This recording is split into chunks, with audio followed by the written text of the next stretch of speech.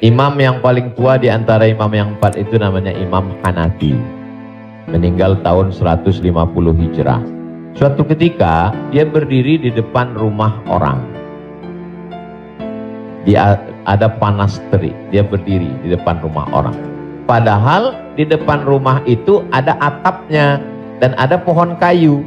Lalu orang bertanya kepada Imam Hanafi, Imam Hanafi, kenapa kamu tidak mau berlindung di bawah atap yang punya rumah itu? Dan kenapa kamu tidak mau berlindung di bawah pohon kayu? Kan lebih baik berlindung daripada kena panas. Apa kata dia? Saya meminjamkan uang pada orang ini dengan sistem gadai, maka saya tidak mau mengambil keuntungan dari dia. Ayyuma lahmin kullu qardin jarra naf'an fahuwa riba. Setiap gadai pinjaman kalau kita ambil manfaat maka itu berarti riba. Tidak mau bernaung di bawah atap rumahnya karena itu dianggap sebagai manfaat. Jadi manfaat tidak hanya sebagai uang tapi juga manfaat sampai sekecil itu dia menjaga dirinya. Jadi gadai dalam Islam hukumnya boleh, tapi jangan ambil manfaat dari gadai. Yang terjadi sekarang adalah orang mengambil manfaat dari gadai.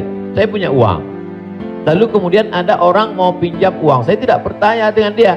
Ustadz pinjam uang 100 juta, saya nggak percaya. Kalau Ustadz nggak percaya, ini sawah saya 1 hektar.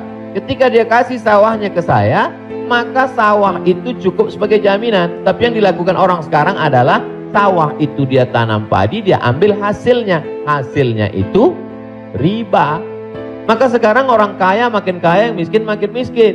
Bagaimana dia mau bisa menembus uangnya? Orang sawah dia dipakai terus dan uangnya diambil. Maka yang punya uang makin kaya, yang minjam makin miskin. Padahal dalam Islam mestinya cukup suratnya saja dipegang. Kamu kalau mau garap sawah ini garaplah, nanti bayar hutangmu. Itu akhlak dalam Islam. Akhlak itulah yang dihilangkan oleh riba. Riba ini sangat kejam. Allah.